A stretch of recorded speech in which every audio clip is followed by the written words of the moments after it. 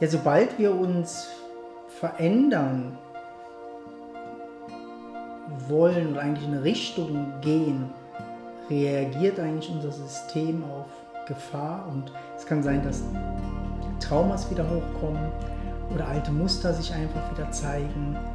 Aber man könnte sagen, unser System spielt wie verrückt, also unser Körper und unser Mind, ist, wenn wir neue Schritte und neue Wege gehen.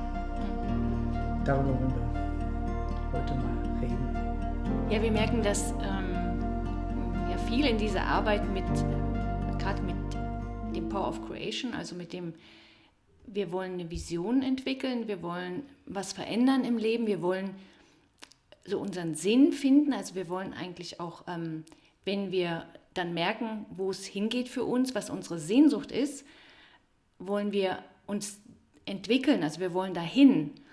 Und dann machen wir ein paar Schritte und dann werden wir zurückgepfiffen. Kommt das Trauma, kommt was weiß ich, alles, was uns irgendwie wieder zurück... Deshalb hört es nicht auf, indem man seine Vision kennt oder sich wie so ausrichtet auf das. Ja. Man muss sich vorbereiten eigentlich, dass alte Sachen auch wieder hochkommen oder uns wie was hindern will, eigentlich wie so einen neuen Weg zu gehen, weil ein neuer Weg ist für unser Body-Mind-System eigentlich immer Gefahr. Egal wie toll sich das im Kopf anfühlt. Genau. Aber wir sind so gewohnt, immer im selben sicheren Rahmen zu bleiben. Und selbst wenn der ungemütlich ist oder alt, vielleicht auch überhaupt nicht mehr passt, ist es doch ein Rahmen, der uns eine gewisse Sicherheit vorgaukelt. Ja, und in dieser Sicherheit kommt aber dann immer dieses Gefühl von Langeweile und es geht mir nicht gut, weil ich mein Potenzial nicht lebe. Und dann gehen wir auf die Suche, okay, was kann ich verändern, machen Schritte und scheitern. Ja. Oder das Alte kommt zurück. Und dann haben wir immer das Gefühl, das bringt nichts. Wir würden ja Schritte gehen, also wir würden ja gar nicht stehen bleiben, wir würden ja Schritte gehen, wenn es so einfach wäre. Also man hat dann immer so das Gefühl, ich kann das nicht, ich schaffe das nicht oder das geht für mich nicht weiter. Aber wir würden ja in unserem Leben schon viel weiter sein. Wir würden unser Potenzial leben, wenn es einfach wäre. Und es gibt Momente im Leben, wo es einfach ist. Es gibt Momente, wo du dich in eine Richtung bewegen willst und es so ganz einfach geht und aufgeht und sich gut anfühlt. Genau. Und von denen wollen wir mal nicht reden. Das ist eigentlich so Momente, so Glanzmomente, wo mega wir haben cool immer das Gefühl, es muss so sein. Ja, ne? Aber wenn wir an uns arbeiten und merken, wir wollen in eine andere Richtung gehen, dann werden Widerstände kommen. Es werden Widerstände von außen kommen oder Widerstände von innen. Und auf die muss man eigentlich wie so vorbereitet sein. Und deshalb ist ja bei uns auch der Power of Creation Kurs ist nach den 9 Wochen eigentlich nicht fertig, sondern wir bieten eigentlich auch das Jahrestraining danach an.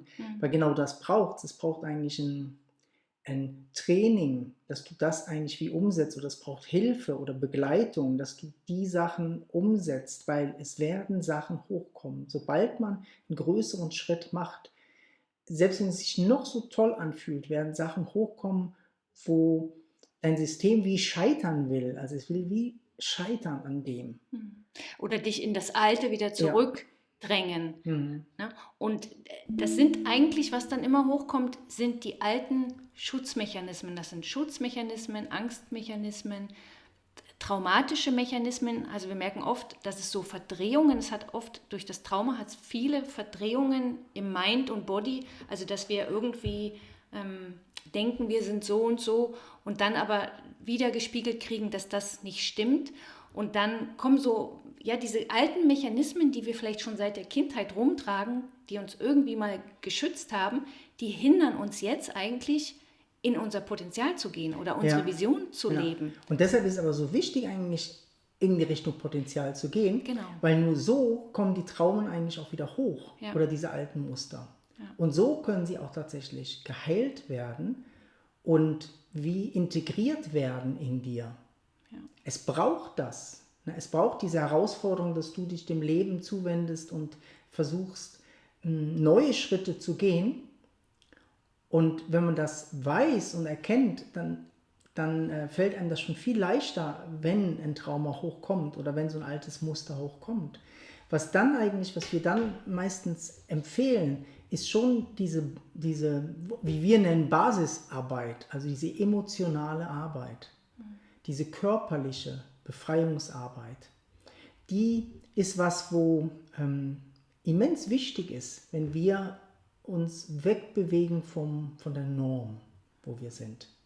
Also wir brauchen auch eine körperliche Begleitung, eine körperliche Befreiung, sei es, dass wir emotionale Arbeit machen, Körperarbeit machen. Aber wir brauchen eine Unterstützung für den Körper, für die Traumen, die eigentlich hochkommen.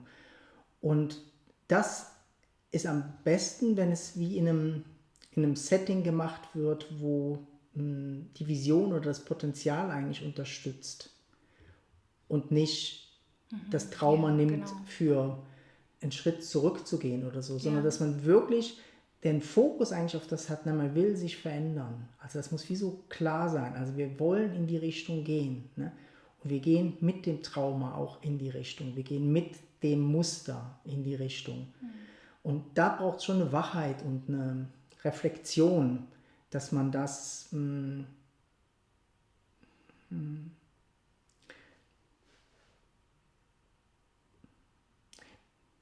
so durchleben kann. Oder durchschauen kann. Ja, Ne? das Durchschauen ist, was kann du und sagst, mit den verändern kann. Verwirrungen auch. Da hat so Verwirrungen drin. Ne? Und wir haben oft irgendwie mega Angst vor einem Trauma oder vor so einem Muster, was wieder hochkommt. Oder kommt wieder so was Altes, ein Trauma hoch oder so. Eigentlich bist du genau dann an einem Scheideweg. Also du bist genau dann an einem Scheideweg, wo es wie weitergeht, als du je vorher gegangen bist. Und jetzt musst du eigentlich nur kurz durchhalten und wie diese Basisarbeit machen, zum Körper zurückgehen, in die Stille gehen. Ja. Und dann gehst du durch. Es fühlen, dann gehst du durch. Und was es wirklich braucht, ist mega viel Klarheit. Und die hat man oft nicht, wenn das Trauma so wirklich da ist. Also wenn dieser alte Mechanismus schon am Arbeiten ist, fehlt oft, also dann reagiert eigentlich das ganze Body-Mind-System in dem Alten und hält dann alles für einen Feind oder hat das Gefühl, ich habe alles, was ich gemacht habe, hat ja sowieso alles nichts gebracht. Ich bin immer noch beziehungsunfähig oder ich bin so und so oder ich kann das immer noch nicht. Und da hilft schon manchmal jemand von außen, der wie so coacht oder der wie so hilft und unterstützt, weil wenn das Trauma das so im Griff hat, dich so im Griff hat, dann ist eigentlich so der Mind, also der Mind reagiert immer mit dem gleichen Mechanismus in irgendeiner Form. Ja. Und das wird dich immer wieder einen Schritt zurückbringen oder das wird dich immer wieder in diese gleichen Schutzmechanismen oder Überforderungsmechanismen, die man dann empfindet, bringen. Und egal, ob du schon Traumatherapie oder Verhaltenstherapie oder Psychotherapie gemacht hast oder auch gar keine Therapie gemacht hast, sobald du dich bewegst in eine neue Richtung, kommen die alten Sachen hoch. Und das ist eigentlich auch die große Angst, die die meisten Menschen haben vor Veränderungen. Sie sagen viel, sie wollen sich verändern. Man kann ja nur in die Welt gucken. Die Welt, wenn du jeden fragst, alle wollen sich verändern. Aber keiner will den Wut und Hass auf Seite legen oder wirklich fühlen oder wirklich in die Tiefe gehen, warum der eigentlich da ist. Ja. Das will gar keiner. Also wir wollen uns verändern, aber nur so oberflächlich. Und wenn wir uns in der Tiefe verändern wollen, dann braucht es wirklich Klarheit und Wachheit, dass man da auch keine Angst hat vor diesen eigenen Mechanismen, die auftauchen. Ja, das Oberflächliche funktioniert gar nicht. Nee. Das ist es ja. Ne? Also wir schaffen das gar nicht, uns nur an der Oberfläche zu verändern, sondern wir brauchen die Tiefe. Also deshalb finde ich so schön, wie du gesagt hast, mit dem Körper. Ich finde immer so, wenn wir mit dem Körper arbeiten, nehmen wir noch was mit rein, was größer ist oder eine andere Ebene als der Mind. Und der Mind kann nur seine Schutzmechanismen und die ganze Zeit drüber nachdenken über das Problem oder Lösungen suchen im Verstand, aber er wird es nicht finden. Also er hat eigentlich immer wieder die gleichen Mechanismen drauf und er kann gar kein anderes Repertoire. Also der muss eigentlich neue Strategien lernen und das kann er aber nicht. Also er kann eigentlich in der traumatischen Situation oder in der Überforderungssituation immer nur die gleichen Mechanismen wieder spielen und wieder spielen und wieder spielen.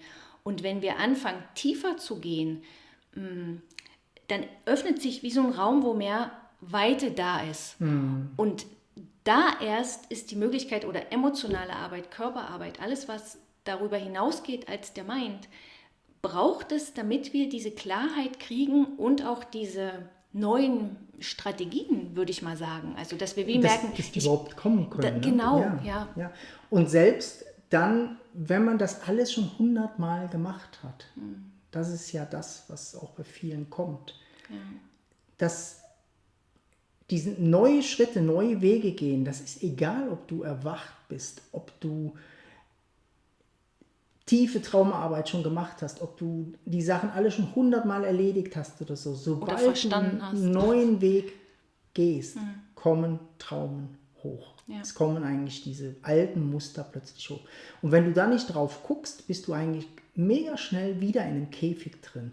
In einem Käfig von einem ähnlichen Setting, ne, was einfach neu aussieht, aber der Käfig ist eigentlich derselbe. Ne?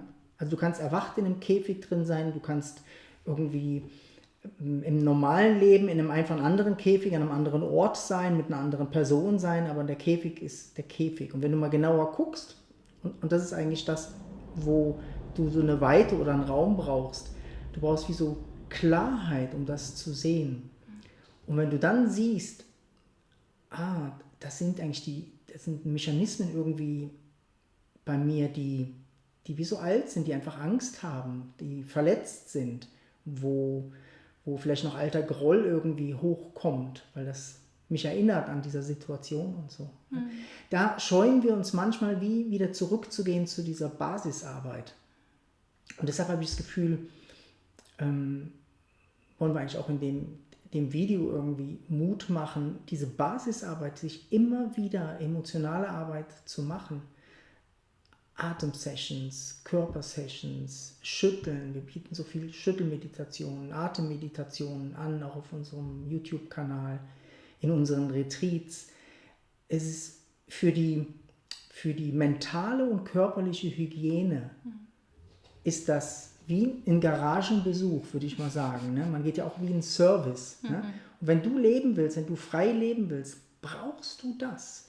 Du brauchst wirklich Berührung, du brauchst Coachings, du brauchst Settings, wo du ganz tief gehen kannst, ohne verurteilt zu werden oder wieder zurückversetzt zu werden. Also wir brauchen auch Räume, wo wir uns erfahren können, spielerisch, aber auch in der Tiefe gehen können. Also wir brauchen solche Räume. Und dann passiert auch die Veränderung eigentlich in der Welt. Also es passiert die Veränderung, die möglich ist. Und dann merkt man, es ist doch ganz anders, als es jetzt ist, als es vor 10 oder 20 Jahren oder 30 Jahren gewesen ist. Und das ist ja eigentlich das, würde ich mal sagen, das Ziel, was uns eigentlich überhaupt auf den Weg gebracht hat. Auf den spirituellen Weg oder der Weg der Selbsterforschung oder Selbsterfahrung. Ja. Und der hört nie auf, das ist das. Ja, und ich finde, das ist ein sehr kraftvolles, dich immer wieder aus deiner Kraft holenden Idee oder Satz vom Mind, so dieses, das hat ja alles nichts gebracht. Also wenn man irgendwo wieder einen Schritt gemacht hat und man scheitert, kommt dieser ganze alte Kladatsch hoch und dann kommt immer dieses, ja, es hat ja nichts gebracht. Also die ganze Arbeit, die ich gemacht habe vorher, die ganzen Erkenntnisse, die ich hatte, die sind alle nichts wert oder die sind weg, ja. Und genau das ist wieder so ein Punkt, wo halt einfach das Alte wieder da ist und dann eigentlich alles zunichte macht, was du je gemacht hast. Und das ist mega schade. Und sobald du da wieder einen Schritt rausgehst, wirst du merken, dass das nicht stimmt. Also, dass das Alte alles da ist und dass dich dahin gebracht hat, dass jetzt einfach nur wieder ein Schritt ist, wo einfach jetzt wieder Angst da ist, wo es drüber hinausgeht, wo es wieder weitergehen könnte.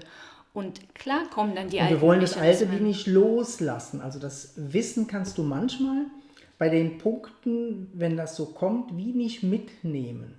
Und wir haben immer Angst, das Wissen wieder loszulassen, unsere Erfahrungen, die wir gemacht haben, wieder loszulassen. Und man könnte sagen, man ist an einem Punkt, wo die Sachen, die man erfahren hat oder wo man alles weiß, an dem Punkt tatsächlich nicht weiterhilft. Weil der Punkt wieder neu ist. Ja. Also weil das, man könnte sagen, auch so vom Trauma oder von diesen alten Mechanismen gibt es immer wieder Sachen, die noch nicht durchleuchtet sind, also die noch nicht klar sind, wo man wie noch nicht mitgekriegt hat, ach, das ist auch Teil vom Trauma oder das ist auch Teil von einem alten Mechanismus. Und an dem Moment kommt jetzt dieser Teil, der noch nicht, also der wie so noch bisher dunkel war oder noch nicht Licht drauf gefallen ist. Und der kommt jetzt. Und dann hat man das Gefühl, das ist das ganze Trauma. Aber es ist eigentlich wie nur so ein Aspekt. Genau, ein kleiner Aspekt, ja. Ne? Und der eigentlich jetzt kommt, weil der wieder erkannt werden will, Genau. wieder gefühlt werden will. Oder manchmal auch zum ersten Mal. Ja. Und das heißt nicht, dass das Alte nichts wert gewesen ist, sondern es sind wichtige Aspekte da gewesen, aber es kommt wieder ein neuer Aspekt, der auch wieder erkannt, wo du mit dem alten Wissen nicht hilft. Du musst wieder neu erkennen, du musst es neu fühlen und so. Ne? Und wir haben aber so fix die Idee, irgendwann wie fertig zu sein. Wir wollen doch mal fertig sein. Also uns nicht mehr drum kümmern müssen um die Sachen. Ja, das ist eigentlich so diese Vorstellung, genau, wo der meint hat. Und wo man aber jetzt sagen würde, im Sport zum Beispiel, ne, fängst du auch an und du gehst nicht davon aus, dass du vielleicht in 5 Jahren Training der Weltmeister irgendwo sein wirst, weil du einfach weißt, was es braucht, wie viele Jahre Arbeit das eigentlich braucht, dass du an der Spitze bist. Und beim Trauma haben wir immer das Gefühl, ja, es muss ja jetzt, ich habe einmal gefühlt, jetzt muss das doch fertig sein. Ja. Und es ist aber eigentlich fast genauso wie das mit diesem Weltmeister. Also wenn du Weltmeister werden willst, wenn du das Trauma loswerden willst, musst du immer an den Punkt gehen, wo es wieder kommt. Aber die Frage ist dann, tut der Weltmeister dann noch weiter trainieren? Ja. Wenn du weiter Weltmeister sein willst, musst du weiter trainieren. Also der Weltmeister kann nicht trainieren. Und dann beim nächsten Mal antreten und denken, er wird wieder Weltmeister. Ja, und das Trauma hat einfach auch so eine Größe. Also es ist einfach viel größer, als wir denken. Sonst würden wir ja längst alle unseren Weg gehen. Also es ist größer, als wir am Anfang denken. Und dann haben wir einmal das Gefühl oder zweimal, wir sind irgendwelche Schritte gegangen. Jetzt muss das doch vorbei sein. Aber es ist größer, als wir denken. Also es umfasst viel mehr Bereiche unseres Lebens. Es umfasst unsere Beziehungen. Es umfasst die Art, wie wir denken, wie wir unsere Meinung bilden. Also das ist so viel größer. Und klar spiegelt sich das in verschiedenen Aspekten vom Leben. Und das menschliche Trauma kommt ja noch dazu. Also genetisch tragen wir einfach das ganze menschliche Trauma wie so mit. Ja. Ne? Also es kommen immer neue Aspekte. Wir werden nie fertig sein. Aber was es uns bringt, wenn wir diese einzelnen Aspekte, also wenn was kommt und wir das durchschauen und durchgehen und die Klarheit wieder da ist, merken wir, oh, es ist ein viel größeres Verstehen, ein viel größeres Mitgefühl da für mich, für meine Unzulänglichkeiten, auch für die manchmal Ideen oder wie andere sind. Also so, wir sind wie so, wir werden mitfühlender und verständnisvoller, weil wir für uns mehr Verständnis, also wenn wir für unsere Traumen oder für unsere Ängste mehr Verständnis bekommen, weil wir da durchgegangen sind, dann macht das was. Also unsere Wahrnehmung wird größer und und wir können wieder weiter Schritte gehen. Also die Schritte, die wir gehen wollten, können wir jetzt gehen, weil wir uns sicherer fühlen, weil wir die Angst verlieren. Immer wieder größer weiter an, wenn man an diesen Punkten gekommen ist. Und es lohnt sich immer, den Schritt tatsächlich zu machen. Also ich finde, einen Rückschritt zu machen und in einer Position zu bleiben, wo man den Käfig stärkt, fühlt sich auf Dauer gesehen nie gut an. Und jeder Schritt, den wir weitergehen oder so, fühlt sich super an. Das ist das, wo du merkst, das ist das Potenzial der Menschheit, das ist das Potenzial von mir, das ist mein Ausdruck im Leben oder so. Und gut, dass ich den Weg gehe, dass ich mir traue, den Schritt zu gehen.